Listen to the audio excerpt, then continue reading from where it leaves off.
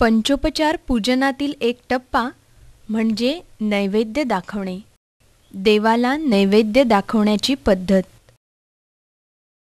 सर्वप्रथम पंचपात्रातील पळीने बोटांवर पाणी घेत देवतेच्या मूर्तीसमोर जमिनीवर अनामिकेने पाण्याचे स्वस्तिक काढावे.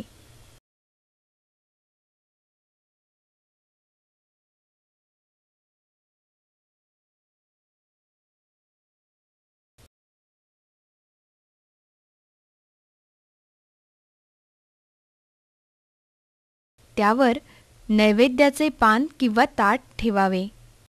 नैवेद्याचे पान देवापुढे ठेवताना खालची बाजू म्हणजे भात वाढलेली बाजू देवाकडे ठेवावी. त्यानंतर हातात फूल किंवा तुळशीपत्र घ्यावे व हातात थोडे पाणी घ्यावे.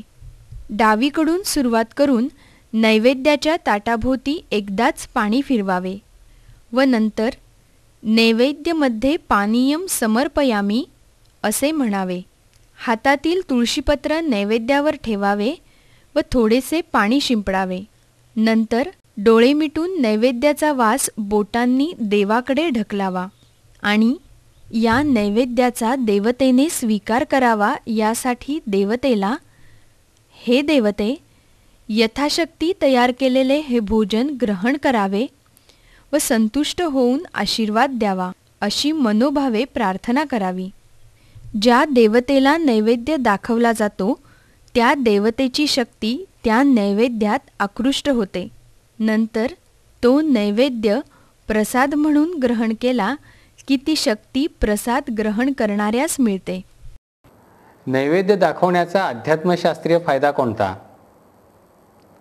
देवपूजेतल्या अनेक उपचारांच्या माध्यमातून आपण देवता तत्व त्या ठिकाणी आणत असतो किंवा देवता तत्व त्या ठिकाणी येत असतं, आकृष्ट होत असतं आणि त्याचा फायदा पूजकाला होत असतो. नैवेद्याचं पण तसंच आहे. ज्या देवतेला आपण नैवेद्य दाखवतो त्या देवतेची शक्ती त्या नैवेद्यामध्ये येते आणि हा नैवेद्य प्रसाद म्हणून ग्रहण केल्यामुळे ती शक्ती पूजकाला प्राप्त होते किंवा प्रसाद ग्रहण करणाऱ्याला प्राप्त होते. म्हणून देवपूजेमध्ये नैवेद्य दाखवावा. एखाद्या वेळी नैवेद्य म्हणून असं पूर्ण ताटभर काही भोजन दाखवणं शक्य नसेल, त्या ठिकाणी ठेवणं शक्य नसेल, तर निदान गूळ खोबरं, दूध साखर, नुसती साखर असा काही ना काहीतरी नैवेद्य जरूर देवपूजेमध्ये आपण ठेवावा आणि तो नैवेद्य नंतर प्रसाद म्हणून ग्रहण करावा. आपणही अशाच दृष्टिकोनातून देवपूजेमध्ये नैवेद्य ठेवा आणि याची अनुभूती घ्या. आता आपण वळूया